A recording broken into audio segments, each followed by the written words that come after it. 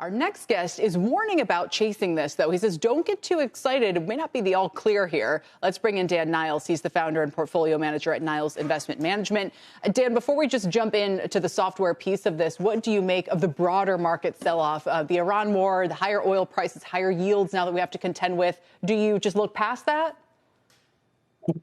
You can't look past it, obviously, Kelly. But I think what we're all trying to figure out is this a short war, meaning less than a month? Or is it sort of medium term, which is a bigger problem? Or does it last for a long time, in which case I'm talking oil above 100, at which point you're probably going to end up with a global recession. So I think that's what everybody's trying to figure out. I'm more in the camp that this is more in the span of hopefully a month. But if you go back to when Russia invaded the Ukraine, that was February of 2022. It's been 5 years. And it's still going on. But the good news is oil prices, after initial issues, obviously were well contained. And so the economy went on just fine. But if you're looking for the bull case, you can go back to Russia's invasion of the Ukraine and the fact that the market ripped during 2022 anyway, despite there being no end in sight. Later in the year, we had a nice little thing called ChatGPT that came on the scene. Dan, a lot of people are pointing out the irony that in the time since the conflict has broken out, you have software technology outperforming. I mean, those would not have been the obvious trades. Even if, this is what we always say, if someone had told you the news and then said how to trade it, I don't think a lot of people would have said, oh, go pick up software in the Mag 7. Well, if you look at what I wrote on Sunday, I thought the rally in software would continue. And then I put out a note yesterday as well on X talking about the fact that I thought it would continue. Because even if you assume everything that Citrini Research said at the beginning of last week is correct, and then you saw Block go ahead and lay off 40% of their workforce, and they said it was AI. And this all happened last week. The software index finished the week up 1%. The S&P was down 0.4, and that's why I wrote, I thought this could continue. And even if you believe that this is, the end of software and it's going to continue to go down, and so you use the 0102 analogy, when the S&P was down 49% over 2.5 years, you still had 7 rallies that averaged 14% each in the S&P 500 that occurred over 2 months on average.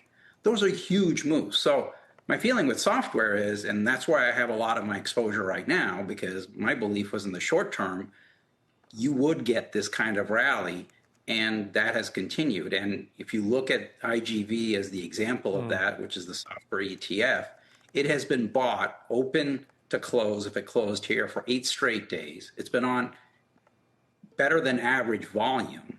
And so at a certain point you go, yeah, 35% sell off from September to its lows.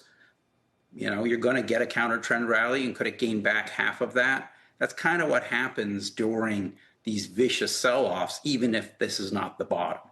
The NASDAQ 100 is down 1.7% this year. The S&P small cap 600 and mid caps are higher. And we are at war. I understand the old adage, you buy at the sound of cannons. I get it.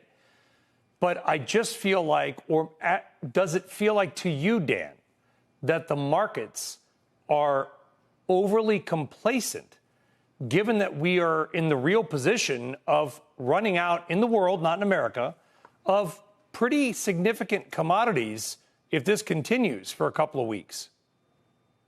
Well, that's true, Brian, but you could go back to Russia, Ukraine, and have come up with the same conclusion, right? There's a lot of rare earth minerals, agricultural stuff coming out of the Ukraine.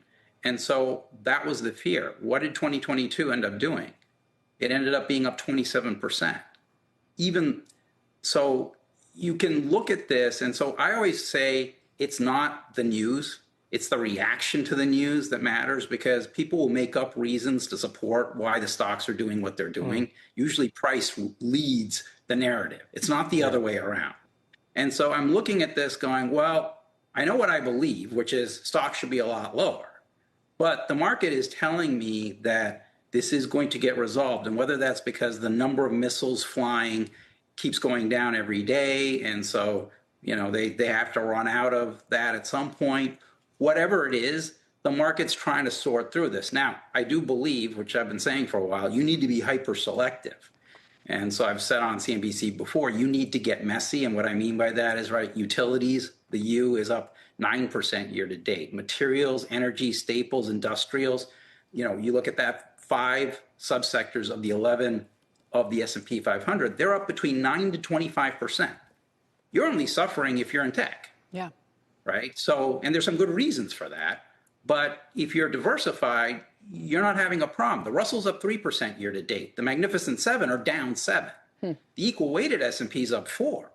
The S&P might be down 1% year to date. So you really need to be more diversified and broadly diversified. And what sectors aren't going to get wiped out by obsolescence due to AI and what has a lot of heavy assets. Right. I think if you have that kind of mix, you can get through this period in much better shape, much like you have so far.